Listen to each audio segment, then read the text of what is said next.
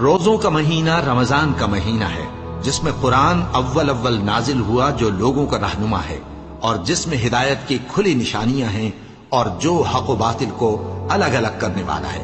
تو جو کوئی تم میں سے اس مہینے میں موجود ہو چاہیے کہ پورے مہینے کے روزے رکھے، اور جو بیمار ہو یا سفر میں ہو تو دوسرے دنوں میں روزے رکھ کر ان کا شمار پورا کر لے۔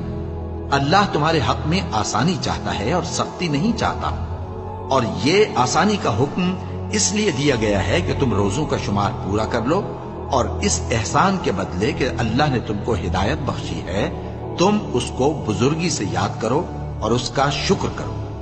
اور اے پیغمبر، جب تم سے میرے بندے میرے بارے میں دریافت کریں تو انہیں معلوم ہو کہ میں تو تمہارے پاس ہی ہوں۔ جب کوئی پکارنے والا مجھے پکارتا ہے تو میں اس کی دعا قبول کرتا ہوں۔ تو ان کو چاہیے کہ میرے حکموں کو مانیں اور مجھ پر ایمان رکھیں تاکہ نیک رستہ پائیں۔